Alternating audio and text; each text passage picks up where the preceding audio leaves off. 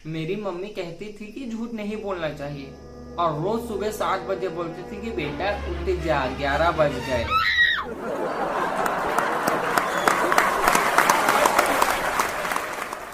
वो इसलिए झूठ बोलती थी ताकि मैं स्कूल के लिए लेट ना हो जाऊं। फिर भी ना मैं कई बार लेट हो जाता था तो मैं नहा कर नहीं जाता था।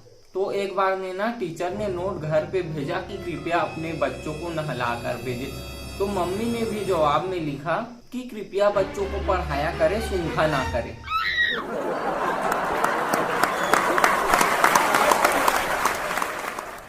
तो फिर मैंने मम्मी पर गुस्सा किया तो उदास हो गई, क्योंकि उनको लगता है कि मैं उन पर बस गुस्सा करता हूँ, लेकिन उन्हें नहीं पता कि मैं उन्हें सोशल मीडिया में कितना प्यार करता हूँ। मेरा छोटे क्लास में ना एक फ्रेंड था, लेकिन जब मैं बड़े क्लास में गया तो वो फ्रेंड ना मुझे पसंद नहीं आता था। अब जरूरी नहीं कि किसी को नापसंद करने की कोई वजह हो, कुछ भोसड़ी के होते ही हैं पैदा गाली खाने के लिए। मैं ना बड़े क्लास में गया तो मैं लड़कों के साथ रहता ही नहीं था, लड़कियों को ही ज्यादातर अपना फ्रेंड बनाया था। कई लड़कियां ना मेरे सामने मुस्कुरा कर गुजरा करती थी। तब यार ये दिल तो समझ जाता था, लेकिन लड़ को समझाने में हाथ की मार नहीं सकती थी।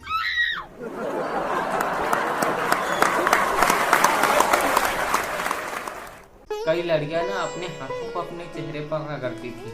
दरअसल वो ये मानती थी कि इससे ना चेहरा गोल होता है। तो मैं कहता था अगर हाथों के रगड़ने से कोई चीज गोल होती तो सबसे खूबसूरत तो मेरा लौड़ा होता।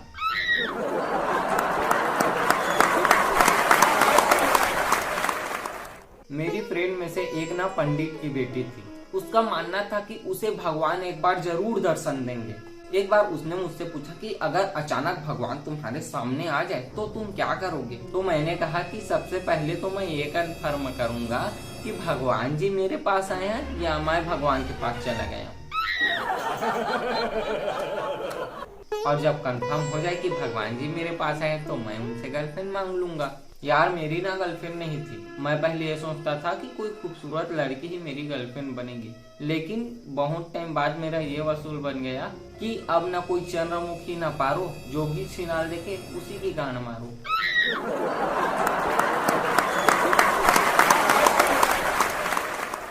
फिर बहुत कोशिश के बाद एक मेरी ही फ्रेंड थी, वो मुझसे पट्टी। मैंने उसे जब मिलने बुलाया तो वो आ गई। तब मुझे लगा कि आज तो किस्मत खुलने वाली है मेरे काले की और बहन चुदने वाली है मेरी साली।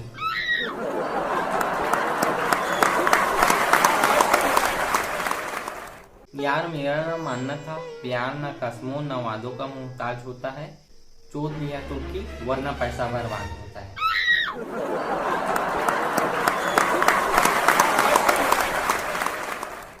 यार मैंने एक चीज सुन रखी थी कि मगरमच्छ के आंसू कभी सच्चे नहीं होते और मुंह में देने से कभी बच्चे नहीं होते। पर मैंने बस सुन रखी थी, इस पे अमल नहीं किया। फिर क्या, बहुत अच्छी दोस्त थी वो मेरी, अचानक से खास हो गई। जिंदगी भर फेल हुआ करती थी वो, भोसड़ी की प्रेगनेंसी टेस्ट में पास हो गई।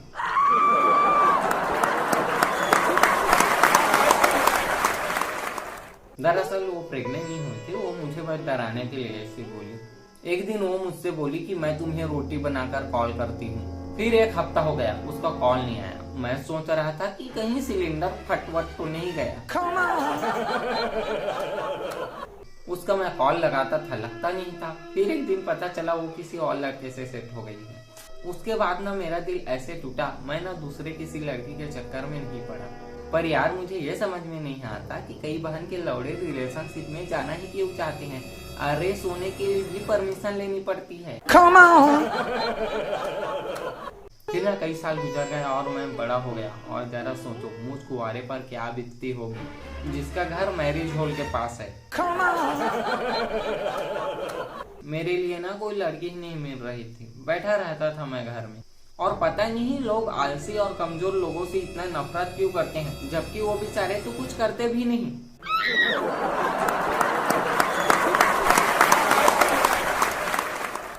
साला सोचता था लोग ब्रेकअप के बाद बहुत सारे दौलत कमा लेते हैं, सफेद धन, काला धन, लेकिन मेरे लाइफ में काला धन नहीं था, काला लन जरूर था। मैं ना घर में रहता था तो मेहमान बहुत आते थे, तो ना मैं मेहमान के बारे में बहुत चीजें जान गया। यार प्रत्येक दामाद को ये भ्रम होता है कि उसके ससुराल वाले ना उसे बहुत मानते हैं, लेकिन ऐसा नहीं होता। यार हमारे यहाँ ना कई किस्म के रिश्तेदार आते थे। कई लोग तो चाय नहीं पीते थे, उनको लगता था कि वो चाय पीने से काले हो जाएंगे। तो सुनो यार, जिनको लगता है कि चाय पीने से वो काले हो जाएंगे तो दूध पीने से भी गोरे नहीं होंगे। फिर हम लोग रिश्तेदार को चाय की जगह ग्रीन टी देने लगे। मेहमान या रिश्तेदार को ग्रीन टी पिलाने के कई फायदे हैं। एक तो बहुत मॉडर्न लगता है, और दूसरा ग्रीन टी के साथ चाय या नमकीन देने का रिवाज नहीं है, और तीसरा कभी कभी तो मेहमान आना ही बंद कर देते हैं। ऐसा नहीं है कि रिश्तेदार हमारे ही घर आते थे, हम भी उनके घर जाते थे। और जाकर ना मुझे एक चीज समझ आया कि रोडवेज की बसों में पीछे सीट वाली सवारियों का हाफ टिकट लगाना चाहिए, क्योंकि वो आधा टाइम तो उछल उछल कर हवा में रहते हैं।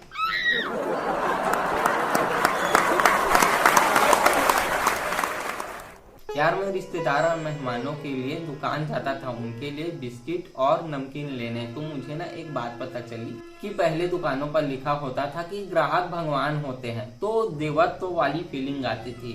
लेकिन अब लिखा होता है कि आप सीसीटीवी कैमरे के निगरानी में हैं, तो चोर वाली फीलिंग आती है। रिश्ता वही, सोच नहीं।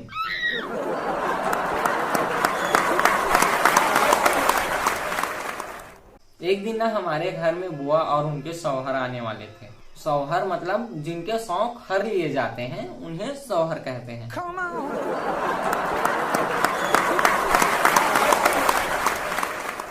दरअसल मेरी बुआ की ना लव मैरिज हुई थी, तो लड़का ना मुसलमान था। मेरे घर वालों को उसके धर्म से प्रॉब्लम नहीं थी, बल्कि प्रॉब्लम इससे थी कि वो कमाता नहीं है, बहुत छोटा आदमी है। अब उनको कौन बताए कि कोई आदमी छोटा या बड़ा नहीं होता। हाँ, आदमी का छोटा या बड़ा हो सकता है।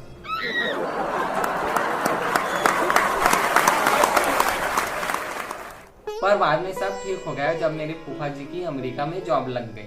तो जिस दिन बुआ और फूफा आ रहे थे, उस दिन ना खाना बनाते हुए मम्मी और पापा की लड़ाई हो गई। पापा ने गुस्से से आस्तीन चढ़ाया और फिर चुपचाप आटा गूंथने लगे।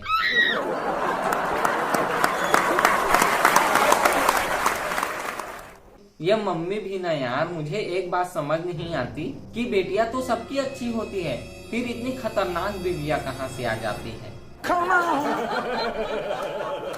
फिर थोड़ी देर बाद मेरे पापा मुझसे बोले कि तुम्हें तुम्हारे फूफा को लेने जाना है। तो मैंने कहा आप ये बात पहले नहीं बता सकते थे। फिर उन्होंने कहा कि 1 घंटे पहले मैंने तुम्हें कॉल किया था। फिर मैंने मोबाइल देखा तो पापा का एक मिस कॉल आया हुआ था। यार एक आज के फोन है जिनके वाइब्रेट होने पर पता ही नहीं चलता, और एक नोकिया के फोन थे जो जेब में वाइब्रेट होते थे तो गोंटे भी हिल जाते थे।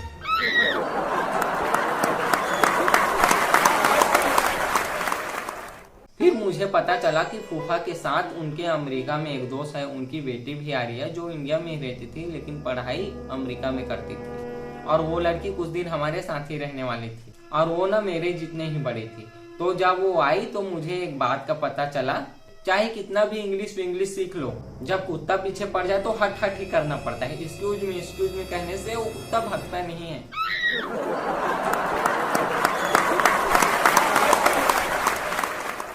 यार उसके पीछे ना कुत्ता पड़ गया था, तो मैंने बचाया उस लड़की को। यार पर मैंने एक चीज जरूर सीख लिया था कि स्त्री से हमेशा सावधान रहना चाहिए, चाहे वो कोयले से चलने वाली हो या बिजली से।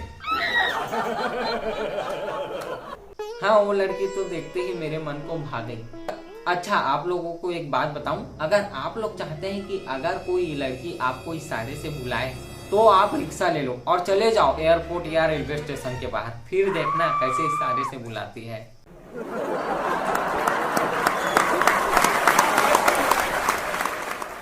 फिर वो लड़की ना इशारे से रिक्शा बुलाया और सब हम घर आ गए, और कुछ दिनों में ना मैंने उसे पटा लिया। फिर उसने बताया कि उसका भी ब्रेकअप हो गया है। तब मुझे पता चला यार कि लड़कियों का भी दिल टूटता है, पर वो कभी दारू नहीं पीती। हम साले भोसड़ी वालों को ही बहाना चाहिए दारू पीने का।